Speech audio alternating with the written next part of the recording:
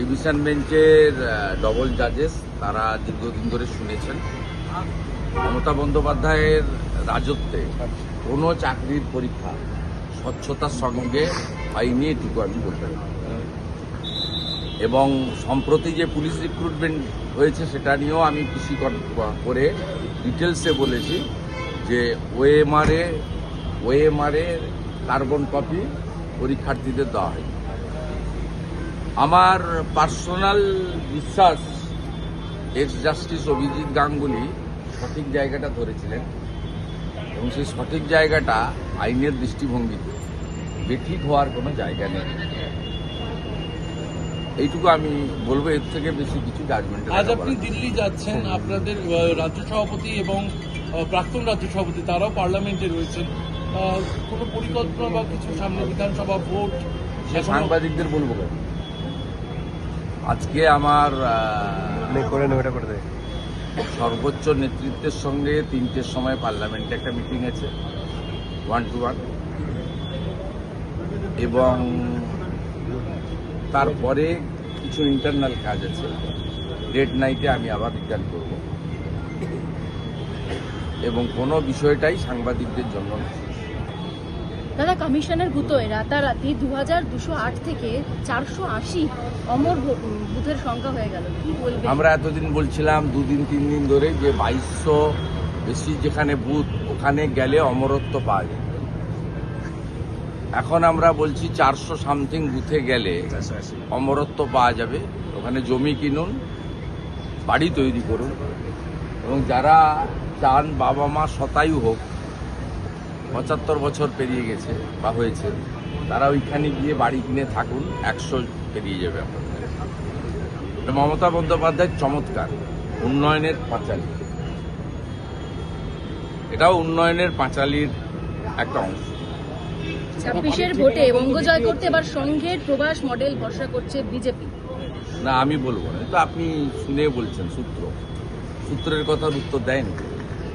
বাড়ির ঠিকানার মধ্যে বিক্রি হচ্ছে, একটা ঠিকানা 13 জনের নাম। চোখ যদি বিক্রি হয় মরা মানুষের বারাসাতে, তাহলে বাড়ির ঠিকানা তো খুব ছোটখাটো বিষয়। 3 দিন আগে সুব্রত গুপ্ত মহোদয় যখন গেছিলেন ফলতাতে, সেখানে সানু বক্সি বিডিও আর জাহাঙ্গীর তার ভাইরা ভাই বিজেপির প্রতিনিধি দেখিয়ে দিয়েছে, এই লোকটা বিজেপির প্রতিনিধি, এই লোকটা সিপিএম এর প্রতিনিধি, এই লোকটা কংগ্রেসের প্রতিনিধি, অল পার্টি মিটিং করে দিয়েছে। আমরা যখন বিজেপির লোকেদের বললাম যে আপনারা অবজেকশন করলেন না কেন, বলে আমরা ডাকেইনি, যাইনি কেউ। অথচ স্টেট অবজারভার বলছে যে আমার কাছে তো সব দলের লোক এসেছিল। আমরা সেটা ওনাকে ক্লিয়ার করেছি, আমাদের ফলতার প্রতিনিধিদের পাঠাতে বলেছি। অতএব ভিন্ন রাজনৈতিক দলের প্রতিনিধিও যদি বদলে দেয়, তাহলে বাড়ির ঠিকানা এসব তো ছোটখাটো বিষয়। এখান থেকে 10 কিলোমিটার দূরে বারাসাতে মরা মানুষের চোখ তুলে নিয়ে বেঁচে দিয়েছে। দাদা, এর আগে বারাসাতে আমরা দেখলাম যে এই ঘটনা হয়েছে এবং গোটা রাজ্যে এরকম বিশৃঙ্খল পরিবেশ। আমরা মমতা বন্দ্যোপাধ্যায়কেও দেখেছিলাম যে ওয়াকআপ নিয়ে মানবো না বলে অনেক কথা বলেছিলেন, কিন্তু আলটিমেট কি হলো? কেন্দ্রীয় সরকারের নির্দেশ মানতেই হলো। সংখ্যালঘুদের সঙ্গে দ্বিচারিতা করলেন মুখ্যমন্ত্রী। এখনো দেশে সংবিধান শেষ কথা বলে। মমতা বন্দ্যোপাধ্যায় তার যে অপরচুনিস্ট পলিটিক্স এবং মিথ্যা কথার পলিটিক্স তিনি বারে বারে প্রমাণ করেছেন, ধরা পড়েছেন। সিএএ এনআরসি বলেছেন,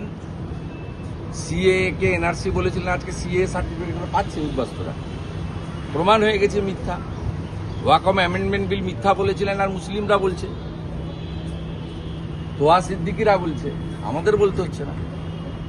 স্বাভাবিকভাবে মমতা বন্দ্যোপাধ্যায় সত্য কথা বলেন না, বলবেন না, এবং তিনি প্রাক্তন হবেন, চিন্তার কোনো কারণ নেই। দাদা, 2002-এ যাদের ভোটার তালিকায় নাম নেই এবং সেই সমস্ত জায়গায় দেখা যাচ্ছে 5টি কেন্দ্রে অস্বাভাবিক হারে সেই সমস্ত ভোটার তালিকায় নাম তোলার জন্য মুর্শিদাবাদ সেখানে হাইয়েস্ট। মূলত মুসলিম প্রধান বিধানসভাগুলোতে ভুলভাল বাবা মা দেখিয়েছে। কারণ আপনাদের এটা হিন্দু মুসলিমের বিষয় নয়, হিন্দুদের ক্ষেত্রে আপনি দেখবেন ওই বাবা মায়ের নামের সঙ্গে ছেলে মেয়ের নামের সারনেম নামের মিল থাকে। মুসলিমদের ক্ষেত্রে সেই সুযোগটা ওরা কাজে লাগিয়ে হাফেজুলের বাবাকে সিরাজুল করেছে, কিন্তু হাফেজুলের অরিজিনাল বাবার নাম মফিজুল। ধরা পড়বে। Initially, ইউএআইডির খুব শক্ত ব্যবস্থা আছে, ধরা পড়বে। initially there were 2,200 booths where no death were found. Now it is decreased. How it is possible? Due to the special observer, state observer, they are now working. And the main principal opposition party, we BJP raised our voice day before yesterday. I, along with my party colleagues and 50 BJP MLA, we raised our voice strongly. The huge malpractices happened during the entry, especially 26, 27, 28 November. A section of BLOs, AERO, DRO, including some DMs, they huge malpractices. We want transparent, fair voter list.